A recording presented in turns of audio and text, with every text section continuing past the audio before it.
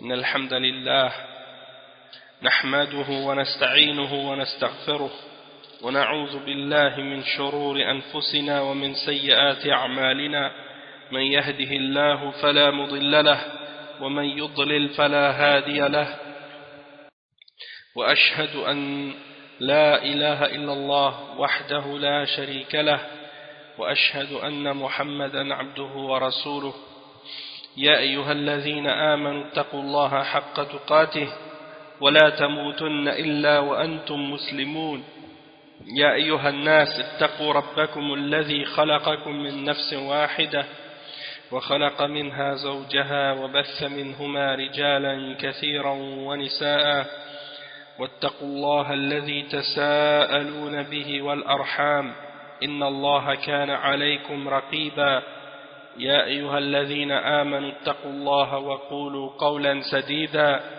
يصلح لكم أعمالكم ويغفر لكم ذنوبكم ومن يطع الله ورسوله فقد فاز فوزا عظيما أما بعد إن خير الكلام كلام الله وخير الهدي هدي محمد صلى الله عليه وسلم وإن شر الأمور محدثاتها وكل محدثة بدعة وكل بدعة ضلالة وكل ضلالة في النار أما بعد. Donc on commence aujourd'hui le cours numéro 4 dans l'explication du livre At-Ta'liqat ala al-Fatwa al-Hamawiyya, les explications au sujet du livre Al-Fatwa al-Hamawiyya qui est la fatwa de Cheikh al-Islam ibn Taymiyyah. Et on lit du livre At-Ta'liqat al-Tawdihiyya ala Muqaddimat al-Fatwa al-Hamawiyya du Cheikh Salih al-Fawzan. Donc on est arrivé à l'endroit où Cheikh al-Islam il commence à répondre à la question qu'on lui a posée. Donc il dit Fa'ajab, donc il a répondu Alhamdulillahi Rabbil Alamin qawluna fiha ma qalahu Allah wa rasuluhu sallallahu alayhi wa sallam والسابقون الأولون من المهاجرين والأنصار والذين اتبعوهم بإحسان. Donc on va traduire cette partie. Le Cheikh al-Islam ibn Taymiyyah, il répond au sujet donc de la question qu'on lui a posée au sujet des versets et des hadiths qui parlent des attributs d'Allah subhanahu wa ta'ala. Il dit que notre position au sujet de ce qu'on a mentionné dans la question par rapport aux versets et aux hadiths qui parlent des attributs d'Allah subhanahu wa ta'ala, notre position à ce sujet-là, c'est la position de ce que Allah subhanahu wa ta'ala dit dans la révélation ainsi que son messager sallallahu alayhi wa sallam, et de même que c'est ce que les premiers d'entre les croyants parmi les muhajirin, c'est-à-dire les sahaba qui ont cru à l'islam à Mecca et qui ont fait la hijra vers Médine, et à l'Ansar, c'est-à-dire les gens qui ont cru à l'islam parmi les habitants de Médine, donc ça c'est les premiers d'entre les croyants. Donc ce qu'ils ont dit eux aussi, donc on dit ce qu'ils ont dit eux aussi, de même que tous ceux qui les ont suivis de la meilleure manière, dans leur croyance et dans leur méthodologie, dans leur pratique et dans leur façon de comprendre les textes et ainsi de suite. Donc on suit et on dit ce qu'ils ont dit et on les suit de la meilleure façon dans ces choses-là. Donc Cheikh Al-Fawzan il explique cette introduction ou ce début d'explication de Cheikh al-Islam ibn Taymiyyah. Donc il dit وَهَذَا هُوَ الْوَاجِبْ فِي الْأَسْمَاءِ وَالصِّفَاتِ وفي مسائل العلم عموما ولكن الأسماء والصفات بالذات لأهميتها ولأنها حصل فيها الخوض فنحن نقول فيها ما قاله الله وما قاله رسول الله صلى الله عليه وسلم وما قاله الصحابة من المهاجرين والأنصار والذين هم تلاميذ الرسول صلى الله عليه وسلم وما قاله التابعون لهم بإحسان.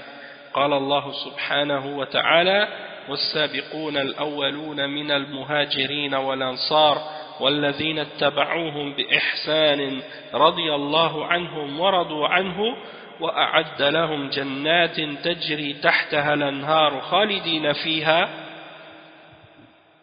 خالدين فيها أبدا ذلك الفوز العظيم. Donc le Cheikh Al-Fawzan explique que c'est le fait de dire ce que Allah a dit dans ces questions-là par rapport aux noms et aux attributs d'Allah, de dire ce que Allah et ce que son messager ont dit, et de dire ce qu'on dit à ce sujet également les premiers d'entre les croyants parmi les muhajirin et les ansar et ceux qui les ont suivis de la meilleure façon.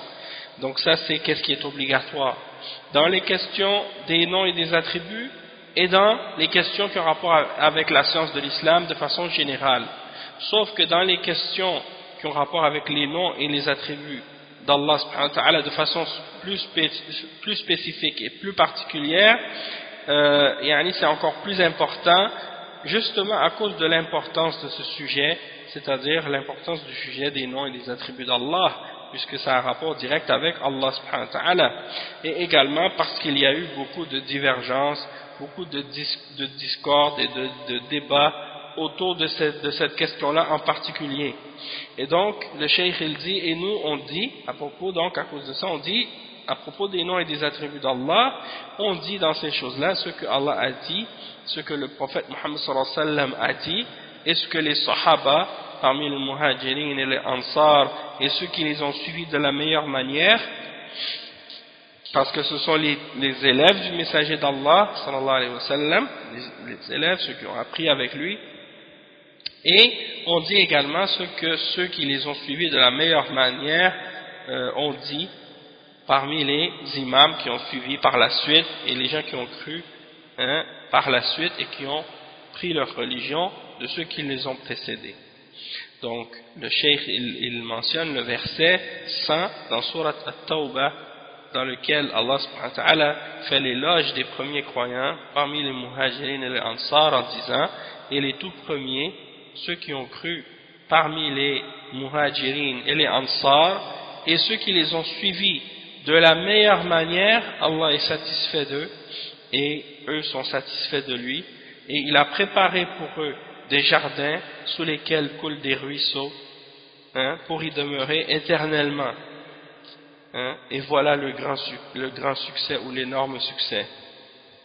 Donc le Cheikh il dit ensuite, وَالْمُهَاجِرُونَ هُمُ الَّذِينَ هَاجَرُوا مِنْ دِيَارِهِمْ إِلَى الْمَدِينَةِ هاجروا إلى الرسول صلى الله عليه وسلم وتركوا ديارهم وأوطانهم فرارا بدينهم ونصرة لرسولهم، فهم أفضل الصحابة لأنهم تركوا أموالهم وأولادهم وديارهم وهاجروا طاعة لله سبحانه وتعالى، فهل بعد هذا البذل بذل؟ ليس بعد هذا البذل بذل. ثم الأنصار الذين آووا ونصروا وفتحوا ديارهم وبيوتهم وقلوبهم لإخوانهم المهاجرين وواسوهم وأحبوهم، فلهم الفضل بعد المهاجرين لأنهم أنصار الله وأنصار رسوله صلى الله عليه وسلم وأنصار أهل الإيمان. Donc le Cheikh il dit قال تعالى فيهم والذين تبوأوا الدار والإيمان من قبلهم يحبون من هاجر إليهم ولا يجدون في صدورهم حاجة مما أوتوا ويؤثرون على أنفسهم ولو كان بهم خصاصة ومن يوق شح نفسه فأولئك هؤلاء هم الأنصار فأولئك هم المفلحون. والذين اتبعوهم بإحسان أي الذين اتبعوا المهاجرين والأنصار ممن يأتي بعدهم إلى يوم القيامة، ولكن قيد اتباعهم بإحسان، لأن بعض الناس يزعم أنه يتبع المهاجرين والأنصار ولكن لا يحسن الاتباع، بل إما أن يغلو ويزيد على ما هم عليه ويقول هذا مذهب المهاجرين والأنصار، وإما أن يجفو ويقصر عما هم عليه، فقيد الاتباع بإحسان بمعنى أنه يتقن الاتباع من غير إفراط ومن غير تفريط، لا يفرط لا يغلو لا يغلو ويضيع فهذا ليس من أتباع المهاجرين والأنصار ولا يقصر ويجفو عما هم عليه. Donc Cheikh Al-Fawzan il explique que les muhajirin ce sont ceux qui ont fait la hijra, qui ont quitté leur demeure, qui ont quitté la Mecque pour aller vers Médine, qui ont quitté leur demeure pour aller vers Médine et qui ont fait la hijra vers le messager d'Allah sallallahu alayhi wa sallam. Ils ont abandonné leur demeure, leur patrie ou leur contrée, l'endroit d'où ils venaient, pour s'enfuir, pour préserver leur religion ou bien pour pouvoir garder leur religion, et également pour donner secours au messager d'Allah sallallahu alayhi wa sallam. Donc ils sont les meilleurs d'entre les sahaba parce qu'ils ont tout abandonné pour Allah et son messager. Donc ils ont abandonné leurs biens, leurs enfants, leurs maisons, tout ce qu'ils possédaient, et ils ont fait la hijra par obéissance à Allah subhanahu wa ta'ala. Et est-ce qu'il y a donc après ce genre de dépenses et de sacrifices, est-ce qu'il y en a une dépense et un sacrifice plus grand possible? Donc le cheikh dit non, c'est pas possible de faire une dépense ou un sacrifice plus grand que celui-là. Et ensuite viennent les ansar, ceux qui ont accueilli et protégé et défendu les muhajirin, le prophète sallallahu alayhi wa sallam ainsi que les muhajirin, et qui ont ouvert leur demeure, leur maison, leur cœur à leurs frères parmi les muhajirin quand ils sont arrivés. Donc ils les ont accueillis et ils ont été attentionnés pour eux et ils les ont aimés, et donc ils ont tout ce mérite-là après le mérite des muhajirin. Et donc les ansar, c'est pour ça qu'on les appelle les ansarullah, ceux qui ont donné le support et la victoire à Allah subhanahu wa ta'ala, c'est-à-dire à sa religion. Et ceux qui ont donné la victoire et qui ont défendu son messager, et ce sont également les défenseurs des gens de la foi.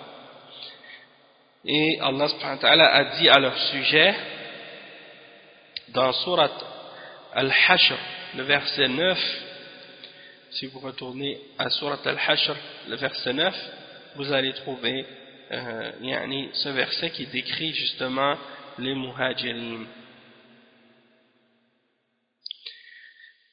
Donc Allah subhanahu wa ta'ala, quand il parle de ceux qui reçoivent le butin ou qui ont droit à une part du butin, il dit, et il appartient également à ceux qui avant eux se sont installés dans le pays et dans la foi, en parlant des muhajirin, des ansar, pardon, qui aiment ceux qui ont émigré vers eux. Donc ils aiment les muhajirin et ne ressentent dans leur cœur aucune envie pour ce que les muhajirin ont reçu, et qui les préfèrent à eux-mêmes, même s'il y a une pénurie chez eux. C'est-à-dire ils aiment les muhajirin plus qu'eux-mêmes, et ils se sacrifient pour les muhajirin malgré qu'eux-mêmes ils sont dans la difficulté. Et quiconque se prémunit contre sa propre avarice, ceux-là sont ceux qui réussissent. Donc quand on dit ici ceux qui ont cette description-là, c'est les ansar, c'est la description des ansar qui ont été généreux et qui ont tout partagé et qui ont sacrifié beaucoup pour la cause de l'islam. Ensuite, ceux qui les ont suivis de la meilleure manière, c'est-à-dire qui ont suivi les muhajirin et les ansar de la manière la plus parfaite, c'est-à-dire que ils les ont suivis parce qu'il y a des gens qui vont les suivre, c'est-à-dire qui vont suivre les muhajirin et les ansar jusqu'à la fin des temps, jusqu'au jour de la résurrection. Le cheikh il dit qu'on a limité ici dans le verset, quand on parle des gens qui les ont suivis, on les a limités en mentionnant qu'on les a suivis avec perfection ou bien de la meilleure façon. Pourquoi? Parce qu'il y a des gens qui pensent suivre les muhajirin et les ansar alors qu'en réalité ils ne les suivent pas correctement. En fait ils les suivent soit avec de l'extrémisme ou soit avec du fait qu'ils exagèrent, ils rajoutent des choses, ils rajoutent des choses au-dessus de ce que les muhajirines et les ansar suivaient vraiment.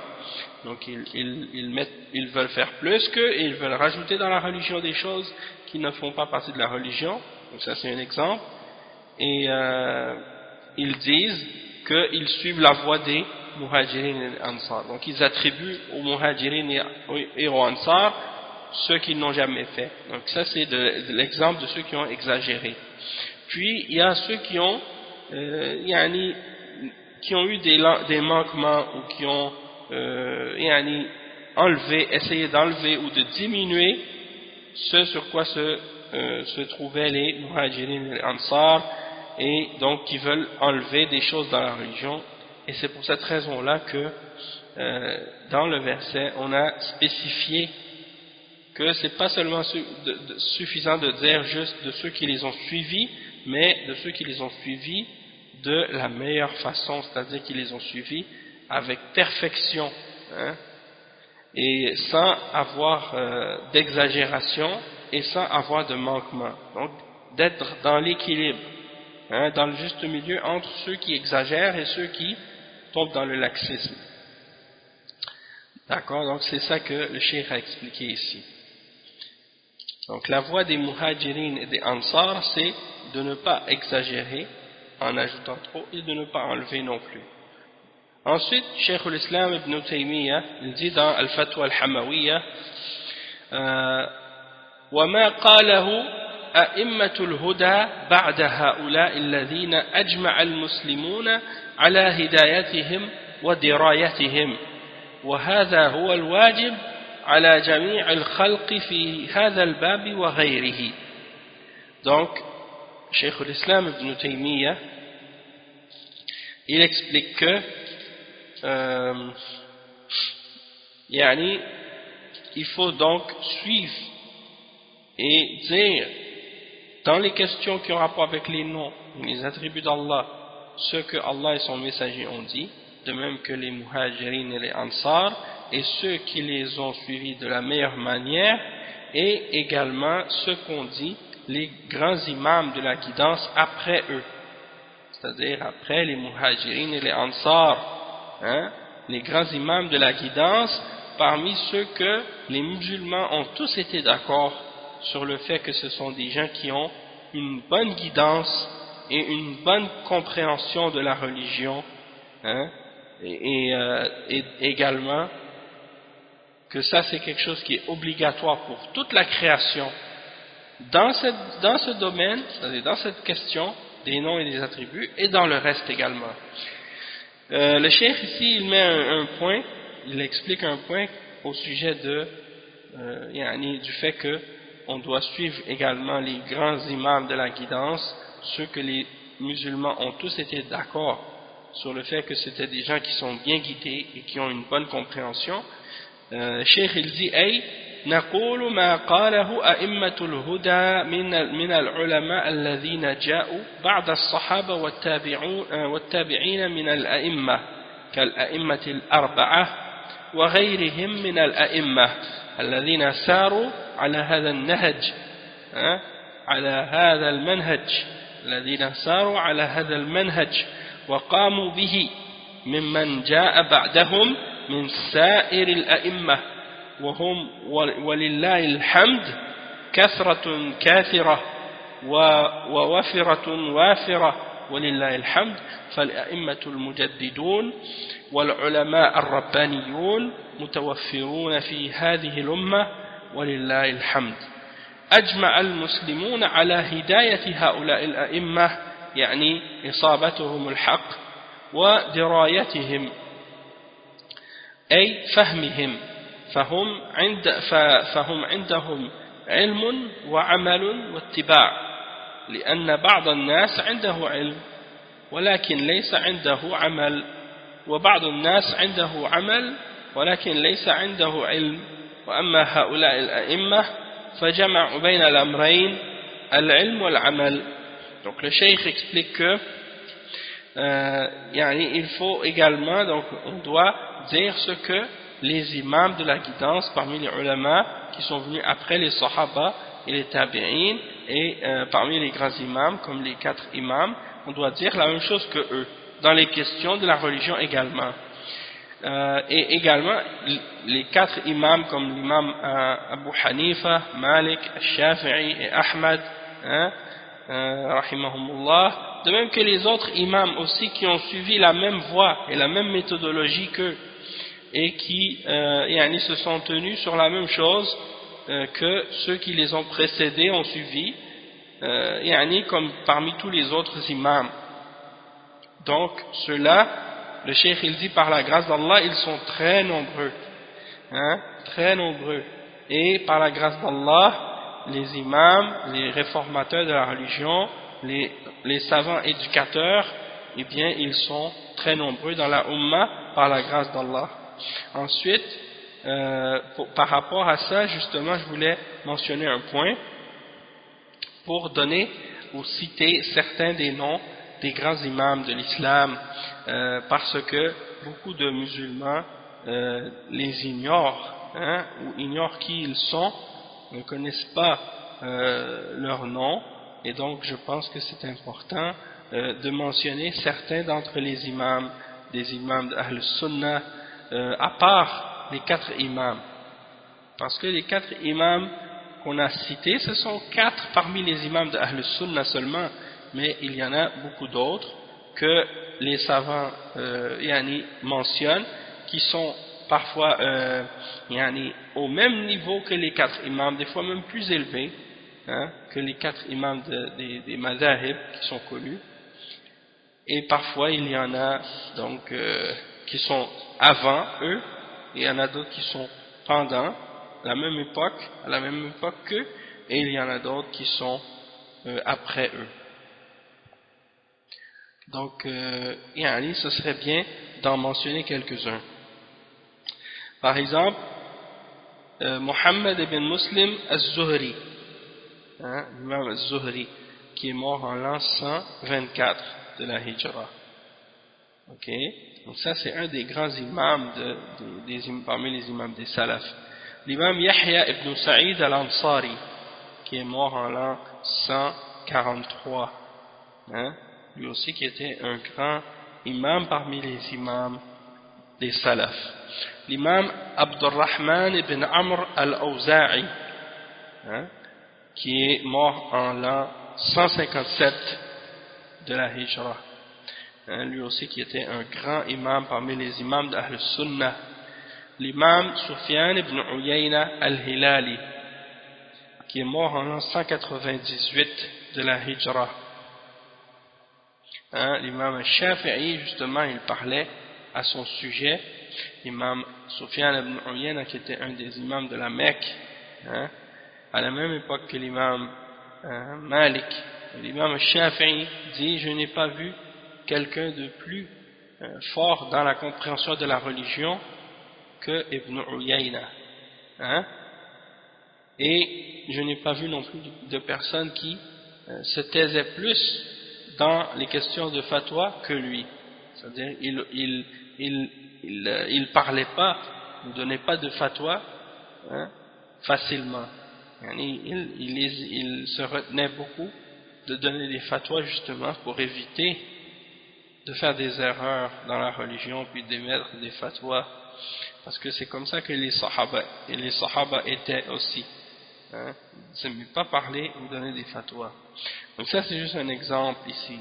Qu'est-ce que l'imam Shafi'i a dit? Je n'ai jamais vu quelqu'un de plus fort ou de plus fort dans la compréhension ou dans le fiqh que Ibn Uyayna. Ça c'est un exemple.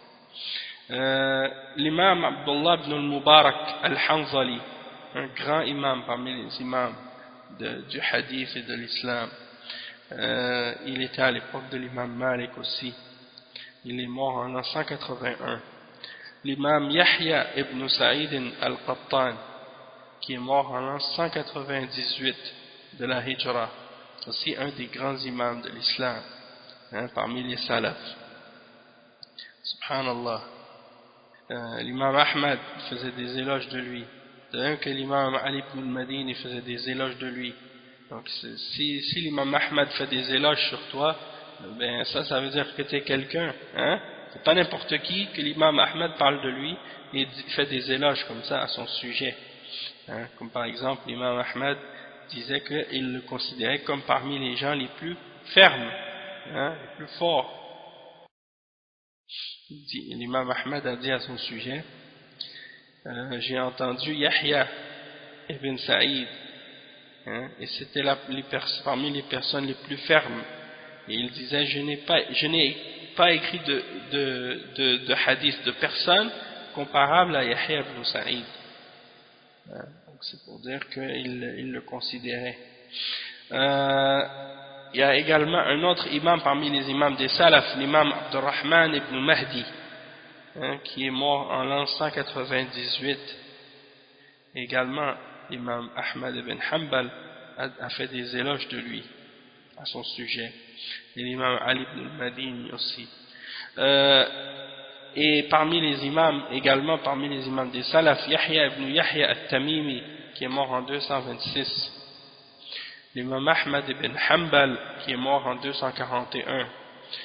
L'imam Ali ibn Abdullah ibn Ja'far al-Madini, qui est mort en 224. L'imam Yahya ibn Ma'in, celui qui a écrit le livre Al-Jarh al-Ta'dil, hein, qui est mort en 203 de la Hijra, un autre grand imam parmi les imams. L'imam Ishaq ibn Ibrahim al-Anzali, qui est mort en 238. L'imam Muhammad ibn Yahya al-Zuhli, hein, qui est mort en 258, et d'autres ont dit en 252. L'imam Muhammad ibn Ismail al-Bukhari, qui est mort en 256, un autre imam parmi les grands imams d'Ahl Sunnah. L'imam Abu Zur'a Ubaydillah ibn Abdul Karim, qui est mort, hein, l'imam Abu Zur'a al-Razi, qui est mort en 264. L'imam Ibrahim ibn Ishaq al-Harbi al-Baghdadi, qui est mort en 258.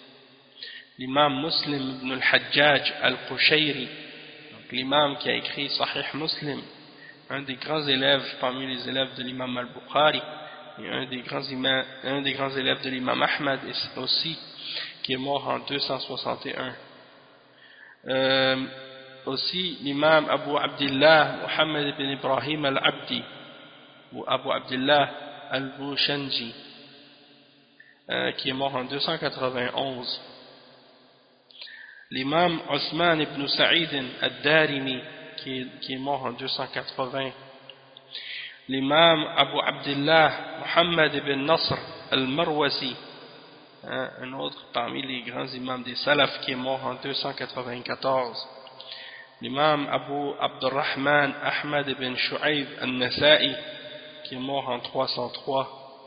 Et l'imam Abu Bakr Muhammad ibn Ishaq ibn Khuzayma, Cheikh al-Islam, qui est mort en 311. Également, il y en a beaucoup d'autres parmi les grands imams aussi. Il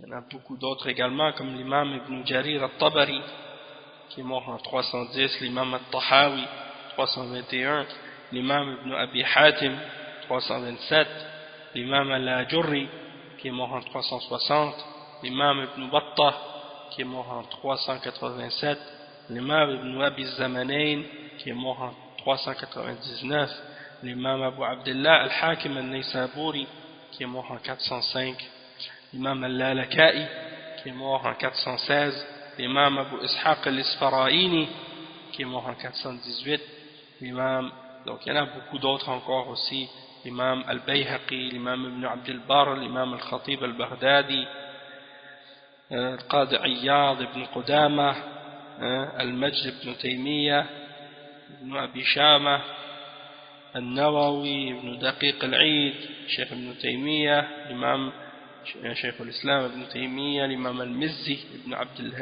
Abd al-Hadi, l'imam al-Dhahabi, l'imam Ibn al-Qayyim, donc il y en a beaucoup d'autres comme ça également parmi les grands savants de l'islam, et à notre époque bien entendu les grands savants qui ont vécu à notre époque, hein, comme Cheikh Al-Albani, Cheikh Abdul Aziz ibn Baz, Cheikh Mohammed ibn Salih Al-Uthaymin, et ainsi de suite. Donc, tout ça, c'est des exemples de grands imams. Il y en a beaucoup d'autres. Il y en a des milliers. Je ne pourrais pas les énumérer tous, hein, mais c'était juste pour vous donner quelques noms, parce que des fois, les gens, ils entendent toujours les mêmes noms. Les 4 imams, Abu Hanifa, Malik ibn Anas, et l'imam Shafi'i, l'imam Ahmad. Donc, ils pensent qu'il n'y a que ces 4 imams. Alors qu'en réalité, hein, il y a plein d'autres, hein, des milliers d'imams comme ça parmi les imams d'Ahl Sunnah que beaucoup de gens ne connaissent pas. Donc ça c'est pour ajouter par rapport à qu'est-ce que le Cheikh Al-Fawzan disait par rapport à ça, et on va voir par la suite dans Al-Fatwa Al-Hamawiyya, Cheikh Al-Islam Ibn Taymiyyah, il cite des paroles de ses salafs, hein, justement plus loin, pour montrer les preuves justement que la position des salafs par rapport au nom et par rapport aux attributs d'Allah, c'est effectivement le fait d'affirmer les attributs sans faire de ressemblance et sans faire de négation et sans demander le comment et ainsi de suite. Donc on va avoir plein d'exemples de ça plus tard, Inch'Allah. Ensuite, le Cheikh Al-Fawzan, il a dit, et les musulmans sont tous d'accord sur le fait que ce sont des imams qui sont sur la guidance. Ce sont tous des imams qui sont guidés, tous ceux qu'on a mentionnés. Et c'est-à-dire qu'ils ont atteint la vérité dans leur compréhension de la religion. Et le Cheikh, il dit, parce que c'est des gens qui ont la science, l'application et le fait qu'ils suivent la sunna en plus de ça. Donc ils ont une compréhension qui implique que ces gens-là, ils ont la science, la pratique et le suivi de la sunna. Parce que certaines personnes, ils ont juste un aspect, ils n'ont pas les autres. Certains, ils ont la science, mais ils n'ont pas la pratique. D'autres personnes, ils ont la pratique, mais ils n'ont pas la science. Mais ces imams qu'on vient de mentionner, c'est ceux qui ont réuni les deux. Ils ont réuni la science et la pratique ensemble. Ensuite, le Cheikh Al-Fawzan, il explique l'autre parole de Ibn Taymiyyah lorsque Ibn Taymiyyah, rahimahullah, il dit, et ça c'est l'obligation pour toutes les créatures, hein, c'est-à-dire ils ont tous l'obligation de croire au nom et aux attributs d'Allah subhanahu wa ta'ala de cette façon-là, c'est-à-dire la façon dont Allah et son messager ont mentionné, et ensuite également les sahaba et les imams de la religion, hein, et ceux qui les ont suivis de la meilleure façon. Et dans les questions des noms et des attributs, et dans le reste parmi les autres aspects de la religion aussi. Donc le Cheikh Al-Fawzan il explique ici, il dit أي هذا هو الواجب عليك أن تقول ما قاله الله وقاله رسول الله وقاله المهاجرون والأنصار والذين اتبعوهم بإحسان وفي كل أمور الدين وفي آيات الصفات وأحاديثها بالخصوص. أما من خالف ذلك فإنه من أهل الضلال وأهل الزيغ والانحراف. فالواجب عليك في باب الأسماء والصفات وباب العقيدة والتوحيد وفي الدين عموما أن تتبع هذا الأصل وهو منهج السلف الصالح من الصحابة والتابعين والأئمة المهديين، ولا تنحرف عنه ولا تزعم لنفسك أنك أعطيت أو أعطيت شيئا لم يصلوا إليه أو أنك فهمت أحسن من فهمهم، لأن بعض الناس يأتي بأشياء من عنده لم يقلها السلف ولا قالها أهل العلم، فيأتي بأشياء وتفسيرات واجتهادات من عنده في أصل التوحيد الذي لا يقبل الاجتهادات وإنما هو اتباع واقتداء فقط، تقول كما قاله السلف وتكف عما كف عنه السلف لأنهم أدرى منك وأعرف منك وأثبت منك في العلم، ويكفيك أن تكون تابعا لهم.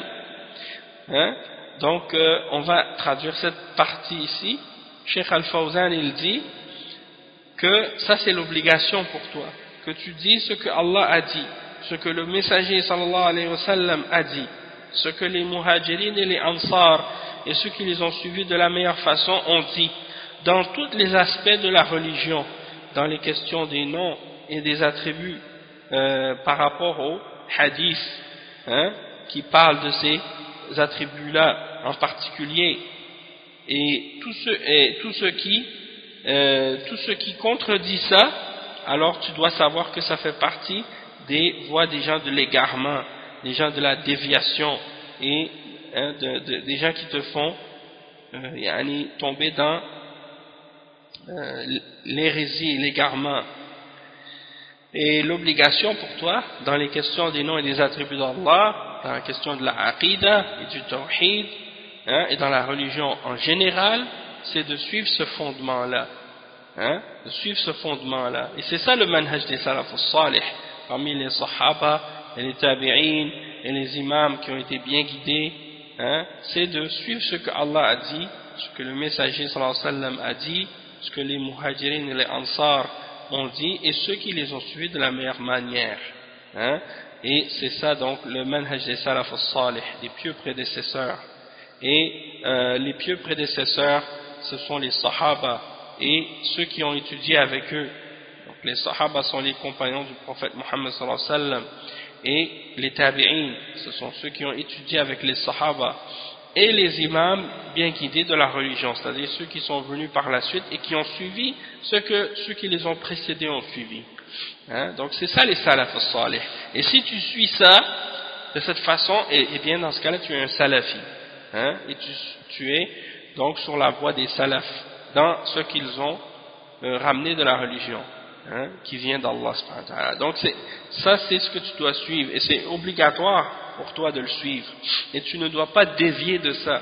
C'est pour ça ici que lorsque certaines personnes demandent est-ce que on peut suivre autre chose que la salafiyya, est-ce qu'on peut être autre chose que salafi dans l'islam, eh bien la réponse à ça c'est que si tu suis autre que la salafiyya, ça veut dire que tu suis autre chose que les sahaba et les tabi'in et ceux qui les ont suivis dans la religion. Donc, est-ce qu'il peut y avoir une guidance en dehors de ce que les sahaba ont suivi, et en dehors de ce que les tabi'in ont suivi, et en dehors de ce que les grands imams de l'islam qui ont été bien guidés ont suivi?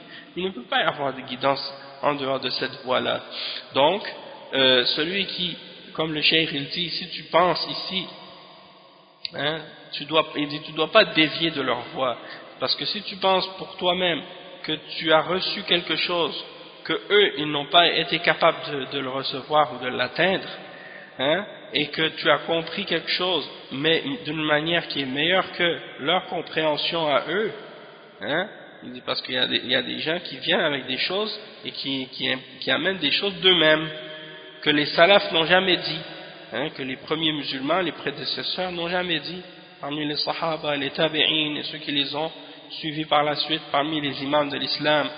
C'est-à-dire les savants, ils n'ont jamais dit ça, et eux ils ramènent des choses de leur propre tête, et souvent tu entends des jeunes aujourd'hui qui répètent ça, ils prennent des idées de certains prêcheurs, de certains orateurs, des gens qui ont la belle parole, et surtout dans les pays non musulmans en particulier, parce que les gens qui ne connaissent pas la langue arabe par exemple, qui ne retournent pas aux savants de l'islam, ils cherchent toujours des gens qui vont s'exprimer dans la langue qu'ils connaissent, c'est-à-dire si ce sont des gens qui sont en Angleterre ou aux États-Unis ou ailleurs dans les pays où on parle anglais, ils vont chercher des prêcheurs qui parlent anglais.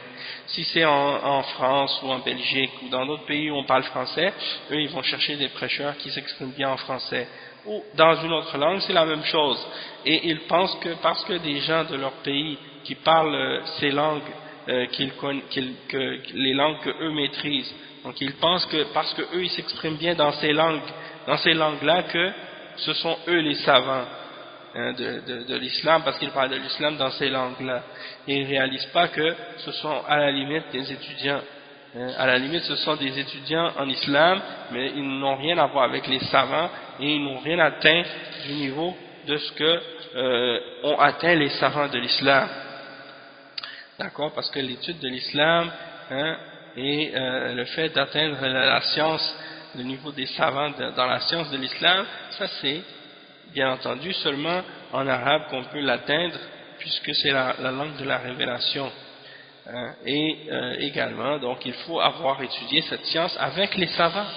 Si on n'a pas étudié avec les savants, on ne peut pas se considérer donc être un savant soi-même.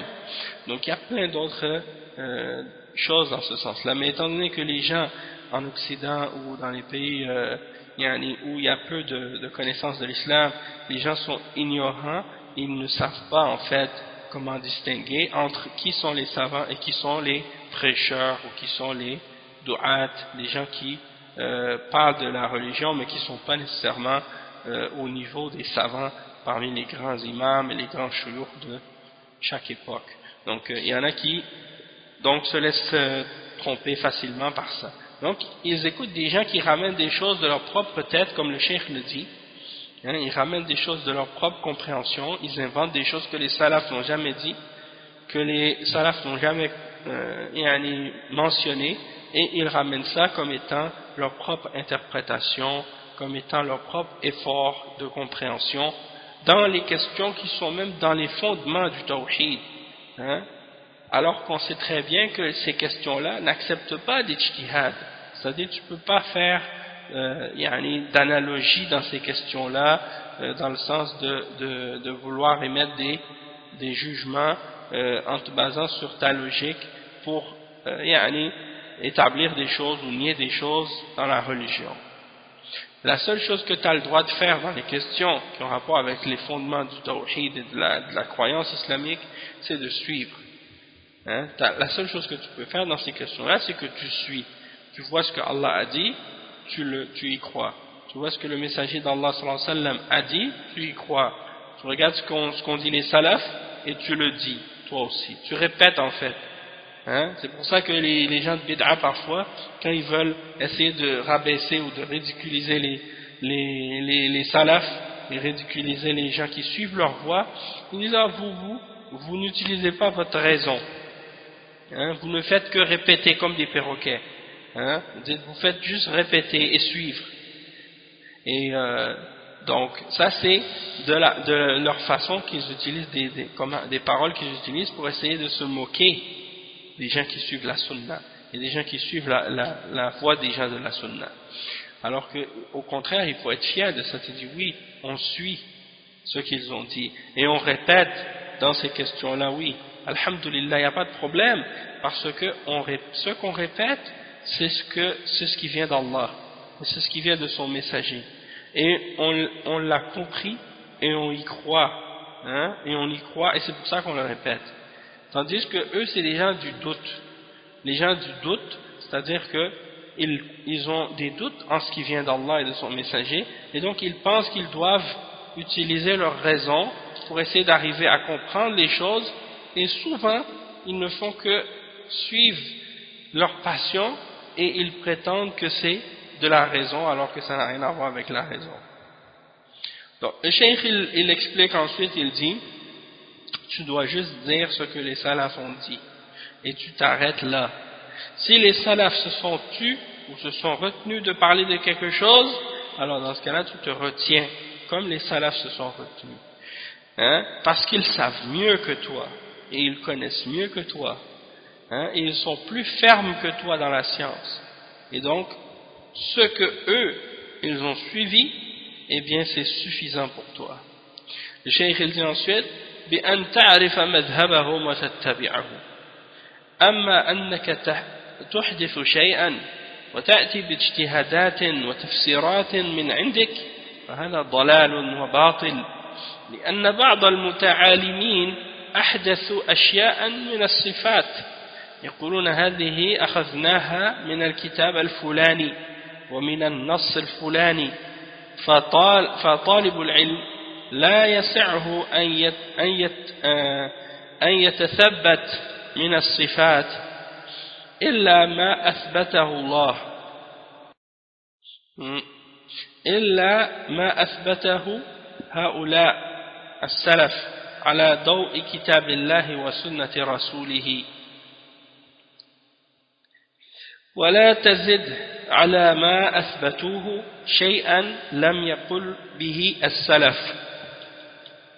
هذا الذي يجب في هذا الباب وغيره من أبواب العلم، ولكن هذا الباب بالذات لأن الزلة فيه ليست كالزلة في غيره، وإلا فالواجب عليك في جميع أبواب العلم أنك تتبع ما عليه السلف الصالح، وكفاك أنك تسير على الجادة التي ساروا عليها التي ساروا عليها لتلحق بهم أو تلحق بهم، ولا تخرج عن الجادة فتتخلف عن الركب. Donc le cheikh il explique, il dit, et tu dois savoir également, donc tu dois savoir que ce qu'ils ont amené c'est suffisant pour toi, et tu sais que c'est du moment que tu sais que cette voie c'est leur voie et que c'est leur méthodologie, eh bien il suffit pour toi de le suivre. Du moment que tu sais que cette voie ou cette position c'est leur position, ce chemin c'est leur chemin, cette voie c'est leur voie, alors tu la suis.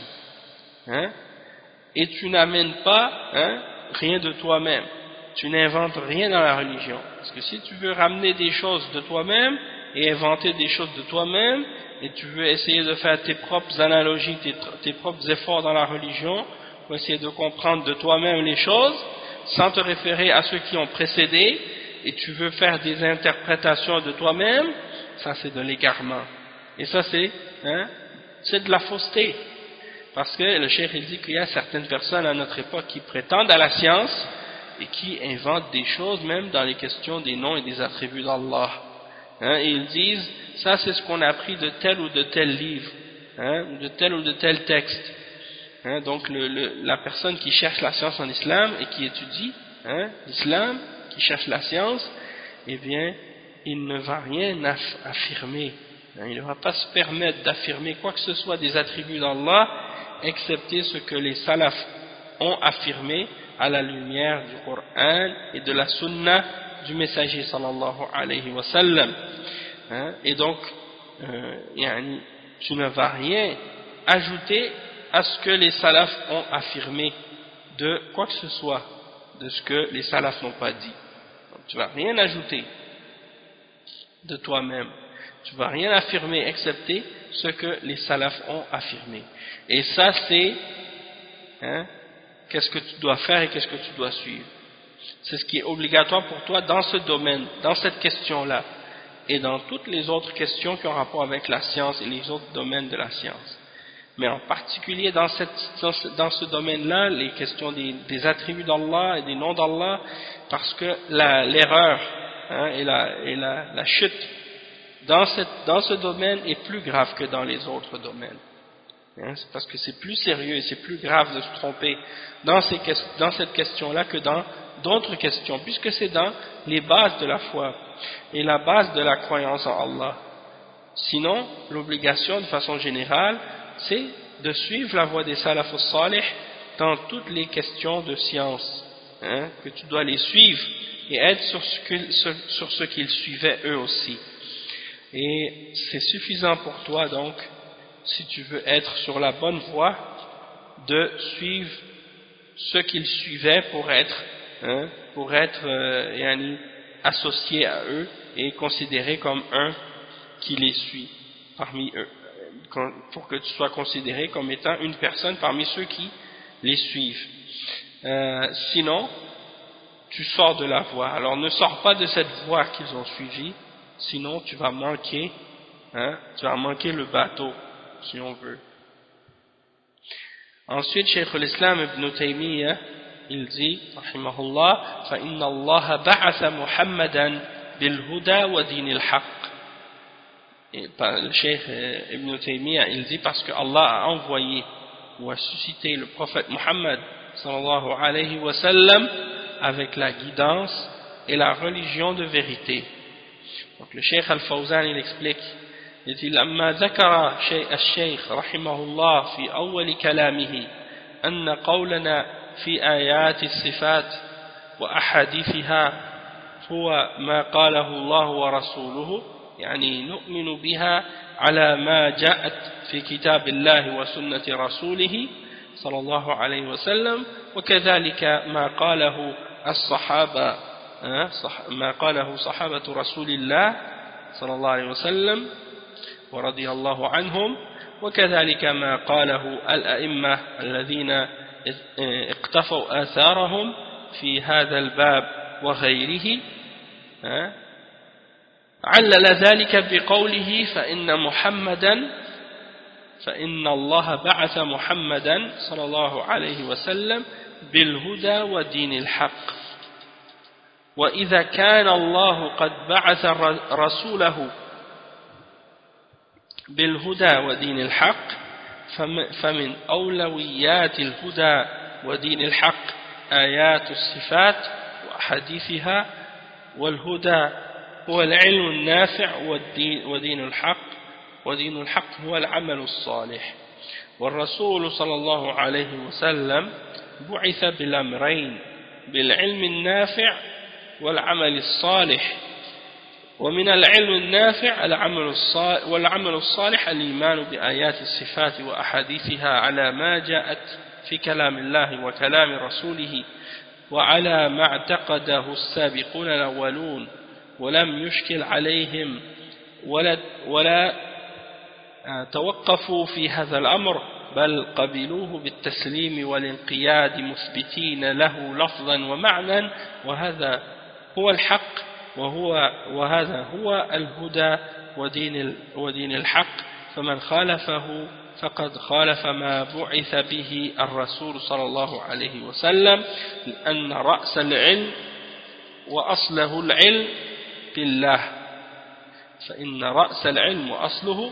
العلم بالله سبحانه وتعالى والعلم بالله وبأسمائه وصفاته وبصفاته وما يستحقه من العبادة فاعلم أنه لا إله إلا الله واستغفر لذنبك وللمؤمنين والمؤمنات.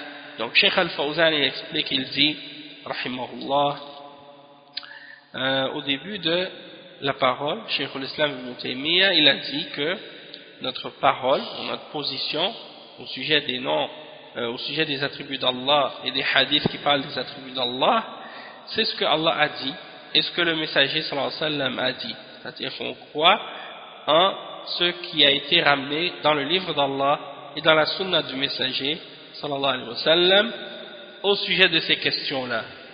De même que ce que les sahaba du messager sallallahu alayhi wa sallam ont dit, et ainsi que ce qu'ont dit les imams de la religion qui ont suivi leur voie dans ce domaine-là, c'est-à-dire le domaine des noms et des attributs d'Allah, et les autres domaines de la religion aussi. Et il a donné comme raison pour ça, il a donné comme raison pourquoi on doit suivre cette voie-là, c'est parce que Allah subhanahu wa ta'ala a envoyé son messager, le prophète Mohammed sallallahu alayhi wa sallam, avec la guidance et la religion de vérité. Voilà pourquoi il faut suivre cette voie. Parce que Allah subhanahu wa ta'ala il a envoyé son messager avec la guidance et la religion de vérité. Et donc, parmi les priorités, les choses primordiales, les priorités, les choses qui sont prioritaires par rapport à la guidance et par rapport à la religion de vérité, ce sont les attributs, les versets et les hadiths qui parlent des attributs d'Allah. Il n'y a rien dans l'islam qui est plus important que les versets et les hadiths qui parlent des attributs d'Allah. C'est la base de la guidance, c'est la base de la religion de vérité. Comme le cheikh dit que la guidance c'est la science bénéfique et que la religion de vérité c'est l'application des bonnes œuvres. Et le messager d'Allah sallallahu alayhi wa sallam il a été envoyé avec les deux, c'est-à-dire avec la science qui est bénéfique et avec les bonnes œuvres qui viennent avec. Et le cheikh il dit que parmi la science bénéfique et les bonnes œuvres, il y a, bien entendu, à la base de tout, la foi en les versets et les hadiths qui parlent des attributs d'Allah. Il n'y a rien de plus important que ça, premièrement, puisque la base de la religion, ça commence par la connaissance d'Allah.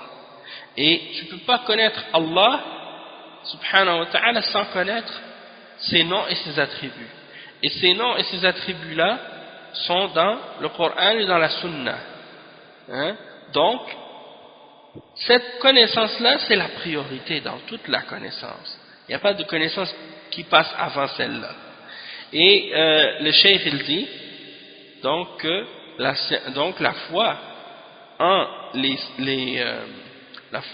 versets et les hadiths qui parlent des attributs d'Allah, selon ce qui a été ramené dans la parole d'Allah, c'est-à-dire le Coran, et la parole du messager, sallallahu alayhi wa sallam, dans la Sunna, et selon ce qu'ont cru les premiers parmi les croyants, c'est-à-dire parmi les muhajirin et les ansar et les sahaba, et pour eux, ça n'a pas causé aucun problème de croire en ça, c'est-à-dire de croire et d'affirmer les attributs d'Allah qui sont mentionnés dans le Coran et dans la Sunna. Ça ne leur a causé aucun problème. Ils n'ont pas vu dans ça aucun problème, aucune difficulté. Et ils ne se sont pas abstenus ou arrêtés sur cette question-là. Et au contraire, ils l'ont accepté avec soumission et avec obéissance, en affirmant ces attributs dans leurs mots, dans leurs termes et dans leur signification. Ils ont accepté et ils se sont soumis et ils ont affirmé ces attributs-là dans les termes et dans la signification également. Et ça, c'est la vérité. C'est ça la voie de la vérité. Et c'est ça la guidance. Et c'est ça la religion de vérité. Et donc, celui qui contredit ça, alors il a contredit ce qui a été envoyé il a contredit ce avec quoi le messager sallallahu alayhi wa sallam a été envoyé.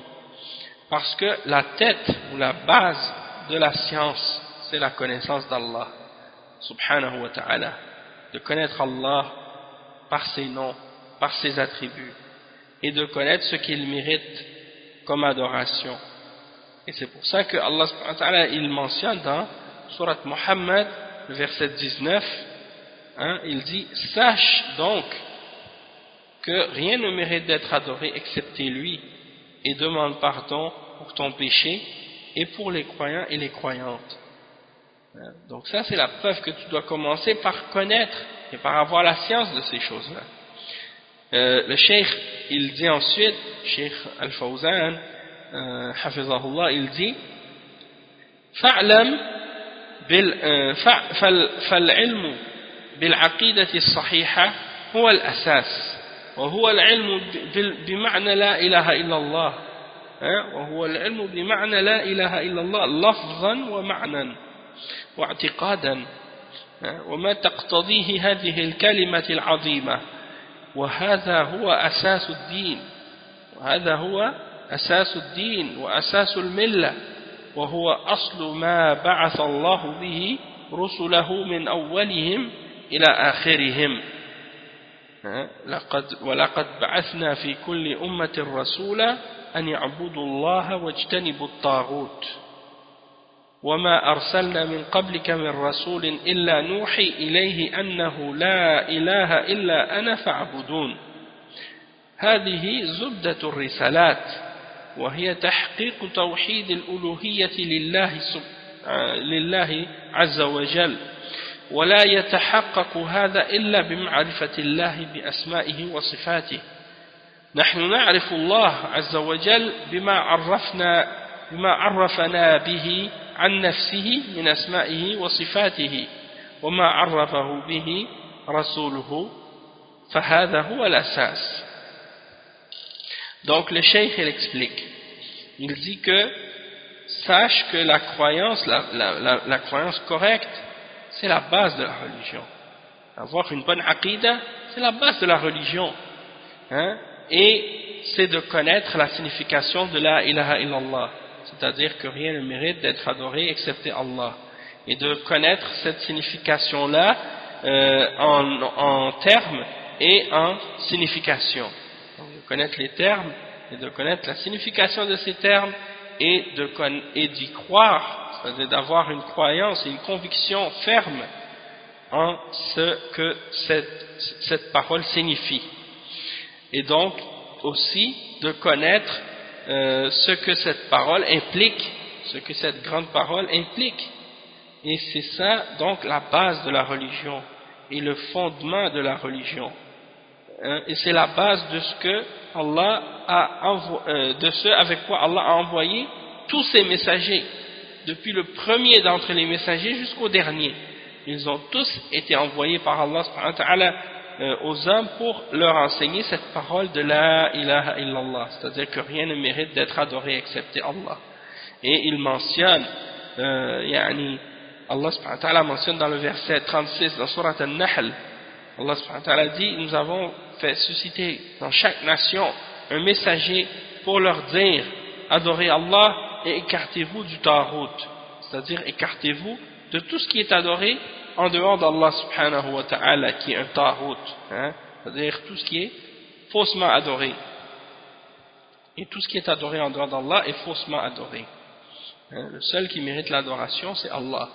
Et le verset 25 dans Surat Al-Anbiya, dans lequel Allah subhanahu wa ta'ala dit: nous n'avons envoyé avant toi de messagers excepté en lui révélant que rien ne mérite d'être adoré excepté moi, alors adorez-moi. Donc ça c'est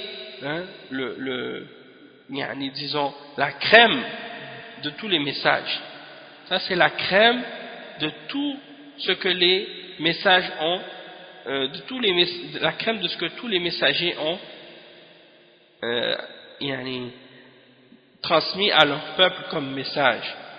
C'était la base, c'est le centre, c'est le cœur, c'est la crème de ce que les messagers ont amené pour leur peuple.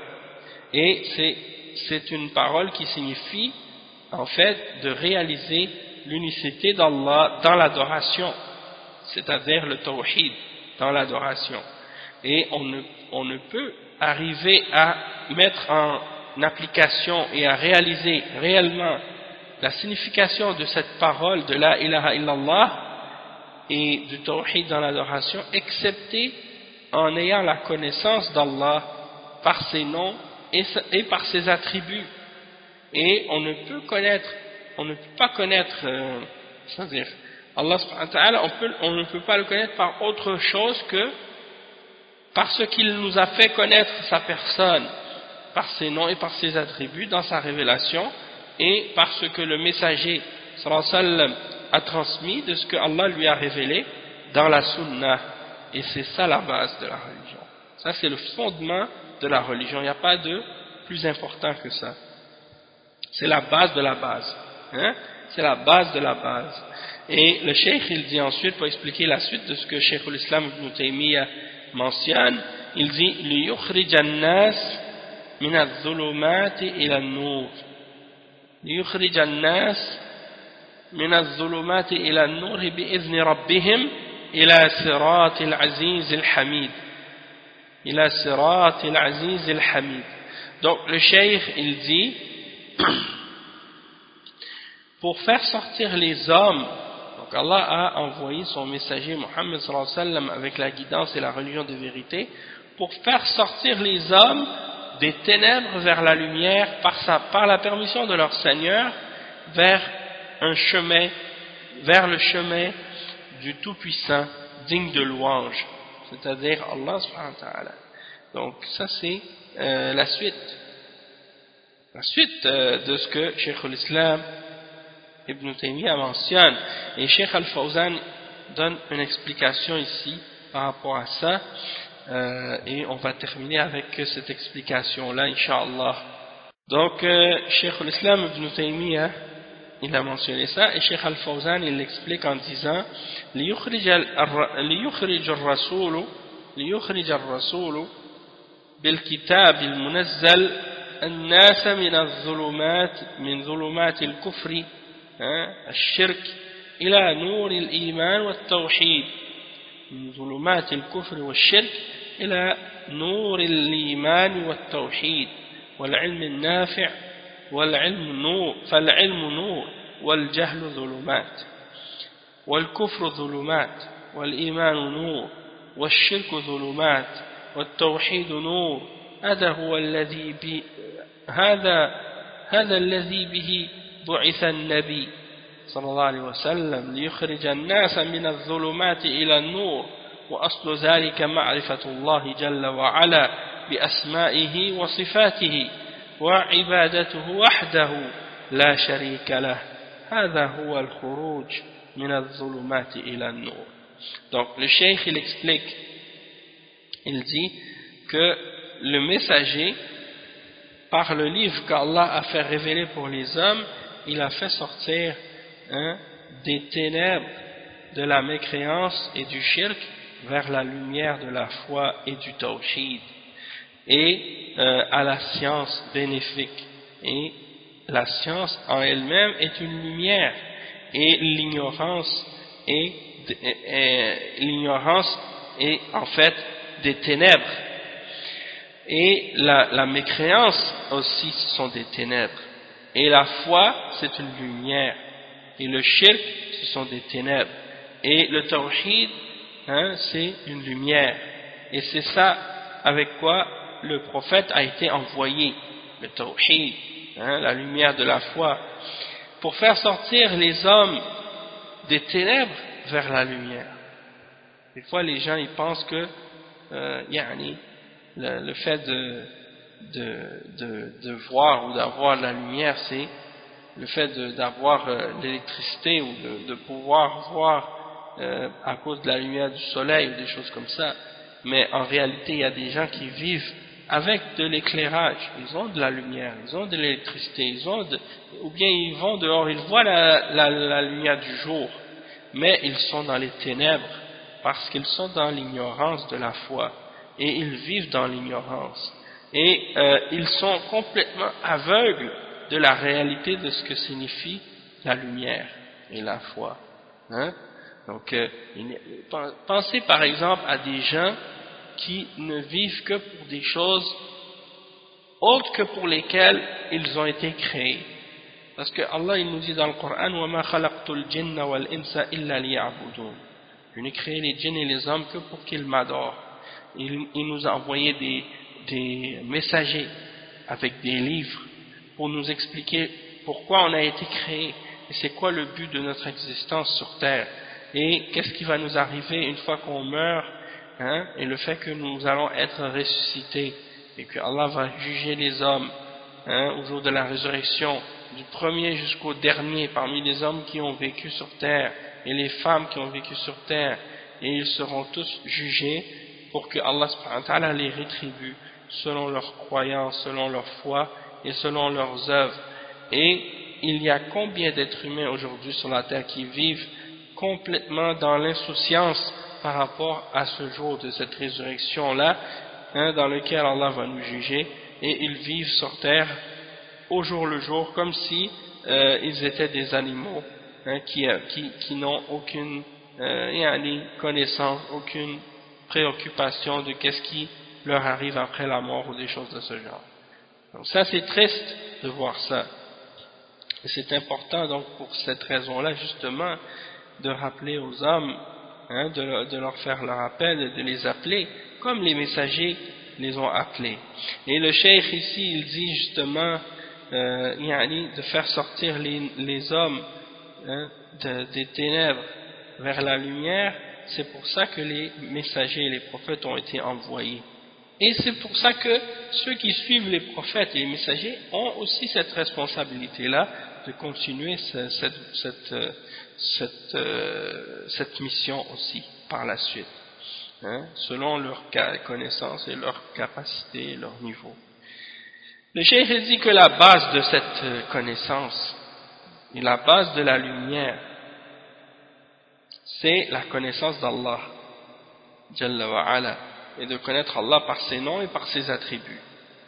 Si quelqu'un ne connaît pas Allah par ses noms et par ses attributs, il ne connaît pas Dieu, il ne connaît pas Allah subhanahu wa ta'ala. C'est pour ça que tu vois des kuffars parfois, ils disent oui, on croit en Dieu, mais quand tu leur demandes de décrire ou d'expliquer qui est Allah subhanahu wa ta'ala pour eux, c'est là que tu vois que c'est des gens qui ne connaissent pas Allah subhanahu wa ta'ala, parce que ils décrivent Allah subhanahu wa ta'ala par autre que ce que Allah s'est décrit lui-même, et ils parlent d'Allah subhanahu wa ta'ala en se basant sur autre que ce que Allah a révélé. Et donc ils donnent à Allah subhanahu wa ta'ala des défauts ou des faiblesses ou des caractéristiques humaines ou animales, et ils donnent aux êtres humains parfois même des attributs divins. Donc c'est pour dire qu'ils ne connaissent pas Allah subhanahu wa ta'ala. Ils ne connaissent pas Allah subhanahu wa ta'ala, et donc ils sont dans les ténèbres et dans l'ignorance. Et si on dit que la foi et le tawhid c'est la lumière, donc la plus grande lumière c'est de connaître Allah par ses noms et par ses attributs, et de l'adorer lui seul sans rien associer avec lui dans notre adoration. Ça c'est le fait de sortir des ténèbres vers la lumière, c'est ça que ça signifie, sortir des ténèbres vers la lumière. De connaître Allah par ses noms et par ses attributs, et de s'écarter du shirk et de tout ce qui est adoré en dehors d'Allah. Le cheikh il dit لأنهم كانوا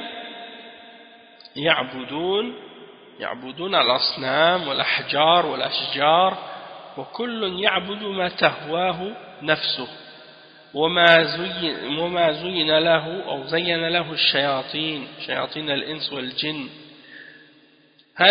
وهذه ظلمات. وأما التوحيد الذي هو إفراد الله بالعبادة فهذا هو النور.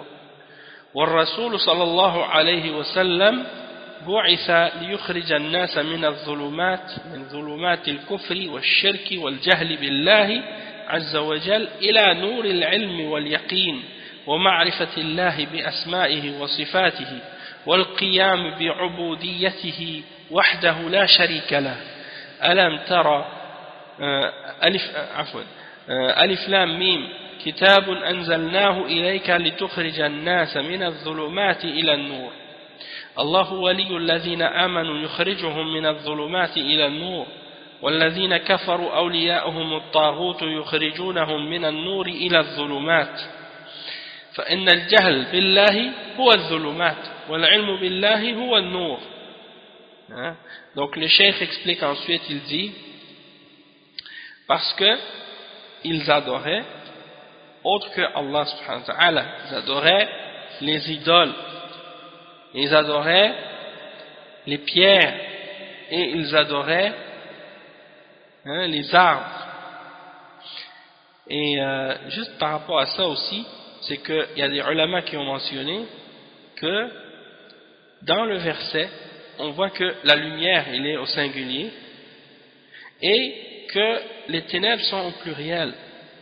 Et les ulama ils mentionnent ça pour expliquer que ça c'est une preuve en même temps que la vérité elle est unique, et le chemin qui mène à Allah c'est un seul chemin, tandis que les chemins de l'ignorance, les chemins des ténèbres, ils sont multiples, et c'est pour ça qu'il est au pluriel. Et l'égarement les voies de l'égarement sont infinies, tandis que la voie de la lumière c'est une seule et unique voie qui mène vers la vérité, qui mène vers Allah subhanahu wa ta'ala.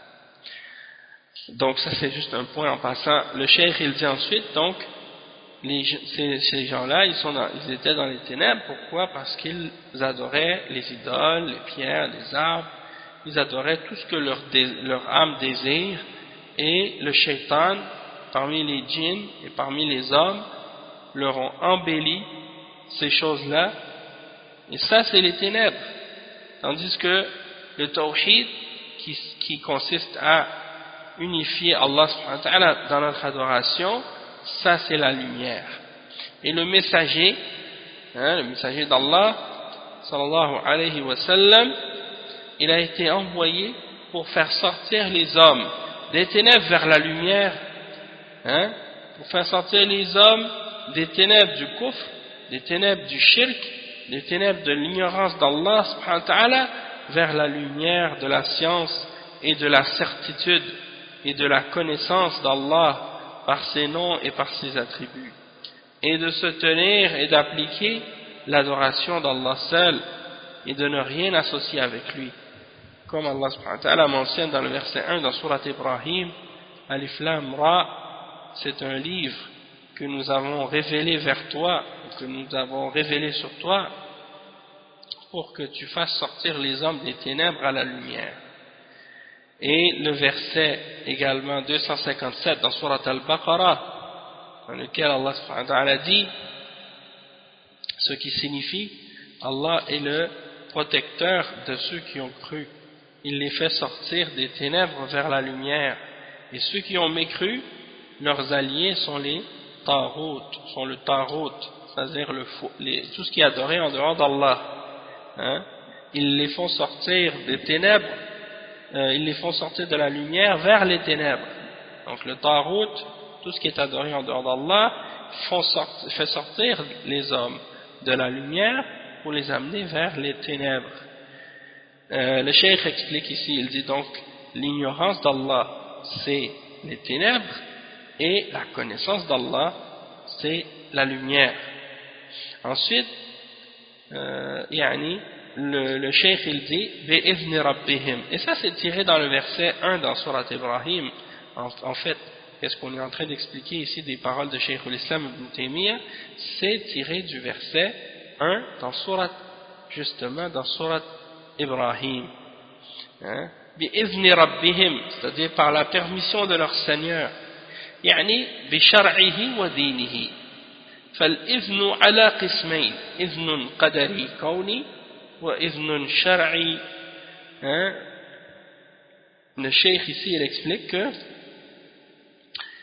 quand on dit pour faire sortir les hommes des ténèbres vers la lumière par la permission de leur Seigneur, ici le cheikh dit que la permission de leur Seigneur ici c'est sa permission légale et révélée dans sa révélation et dans sa législation. Donc il dit il faut savoir que la permission elle est de deux catégories. Une permission qui a rapport avec ce que Allah a créé, qu'est-ce qu'il a prédestiné dans l'univers, et une permission qui est une permission légale, qui a rapport avec sa révélation. Et la différence entre les deux, c'est que la permission qui a rapport avec la prédestination et la création, c'est ce que Allah subhanahu wa ta'ala a permis et qu'on peut constater en observant ce qui se produit dans l'univers. Donc, si on voit que quelque chose se produit dans l'univers, effectivement, dans le monde, ça veut dire que Allah l'a permis. Il a permis cette chose de se produire et il l'avait prédestiné, il l'a voulu, et donc c'est une chose donc qu'il a permis. On dit que c'est al-idhn al-kawni al-qadari al-qadari al-kawni. Toutefois, si on parle de al-idhn al-shar'i, ça veut dire donc la permission qui peut uniquement être connue par la révélation. C'est-à-dire que tu peux savoir ce qui est permis de ce que Allah subhanahu wa ta'ala a révélé, parmi les choses qu'il a révélées, et c'est de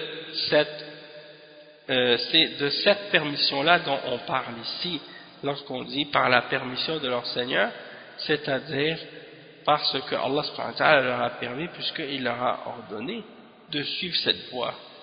Hein? Donc c'est par la révélation qu'on connaît cette permission-là. Ensuite il dit وَصِرَاطُ الْعَزِيزِ بِإِذْنِ رَبِّهِمْ إِلَى صِرَاطِ الْعَزِيزِ الْحَمِيدِ وهو صراط الله. الله هو العزيز الحميد، وصراطه هو الطريق الموصل إليه، وهو التوحيد والإيمان والعمل الصالح، وأن هذا صراطي مستقيما فاتبعوه ولا تتبعوا السبل فتفرق بكم عن سبيله ولا تتبعوا السبل فتفرق بكم عن سبيله اهدنا الصراط المستقيم صراط الذين أنعمت عليهم غير المغضوب عليهم ولا الضالين. أي غير صراط المغضوب عليهم وغير صراط الضالين فإن الناس لا يخرجون عن هذه الأقسام الثلاثة. Donc le cheikh explique ensuite, il dit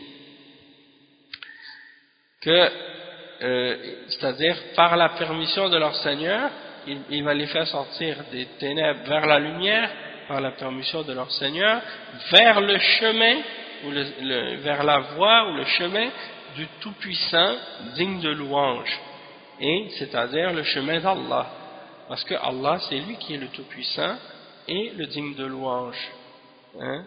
Et le cheikh il dit son chemin ou sa voie, c'est la voie qui amène vers lui, et c'est la voie du tawhid et de la foi et des bonnes œuvres. Et Allah subhanahu wa ta'ala dit dans le verset 153 dans Surat Al-An'am, et voici ma voie droite dans toute sa droiture, alors suivez-le. Voici mon chemin dans toute sa droiture, alors suivez-le, et ne suivez pas les petits sentiers qui vous diviseront de son chemin. Le verset 6 et 7 également dans Surat Al-Fatiha, dans lequel Allah subhanahu wa ta'ala dit guide-nous sur le droit chemin, le chemin de ceux sur lesquels tu as mis ta grâce, et non pas celui de ceux sur qui il y a ta colère, ni ceux qui sont égarés. Voilà, le cheikh il dit, c'est-à-dire on ne doit pas suivre le chemin de ceux qui ont encouru la colère d'Allah, ni de ceux qui se sont égarés. Donc le cheikh il dit que les hommes ne sortent pas d'une de ces trois catégories-là. Et premièrement, il dit imma mun'amun alayhim wa hum alladhina salaku as-sirat al-mustaqim wa saru ala ilmin, wa imma maghdubun alayhim wa hum alladhina arafu al-ilm wa lam ya'malu bihi wattaba'u ahwa'ahum, wa imma dallun وهم الذين يعبدون الله على جهل ولا يعرفون العلم فالناس ثلاثة أقسام أهل العلم والعمل وهؤلاء هم أهل الصراط المستقيم وأهل العلم بدون عمل وهؤلاء مغضوب عليهم لأنهم عرفوا الحق ولم يعملوا به وقامت عليهم الحجة إما ضالون وإما ضالون وهم الذين لا يرجون أو لا يرجعون إلى العلم وإنما يعبدون الله بأهوائهم وعباداتهم وتقاليدهم من غير دليل وإنما يعبدونه بالبدع والمحدثات والخرافات التي زينها لهم شياطين الإنس والجن فلا نجاة إلا للفريق الأول وأما الفريقين الثاني والثالث فهم ضالون مغضوب عليهم وهم أهل الظلمات والعياذ بالله. Donc Cheikh Al-Fawzan il dit que donc les hommes ne sortent pas de ces trois catégories-là. Premièrement, la catégorie de ceux qui ont reçu la grâce d'Allah subhanahu wa ta'ala, et ensuite le cheikh explique donc que ceux qui ont reçu la grâce d'Allah, ce sont ceux qui ont suivi son droit chemin, et qui ont donc suivi ce chemin-là avec science. Donc ils l'ont suivi et ils ont la science. Ensuite il y a ceux qui ont la colère d'Allah sur eux, et ce sont ceux qui ont connu la science mais qui ne l'ont pas appliquée et qui ont suivi leur passion à la place. Et puis il y a le chemin de ceux qui se sont égarés, et ce sont ceux qui adorent Allah subhanahu wa ta'ala avec ignorance. Ils ne l'ont pas connu avec science, ils n'ont pas connu la science. Donc les gens sont de trois catégories, les hommes sont dans trois catégories: ceux qui ont la science et l'action, et ceux-là sont les gens qui font partie de ceux qui suivent le droit chemin.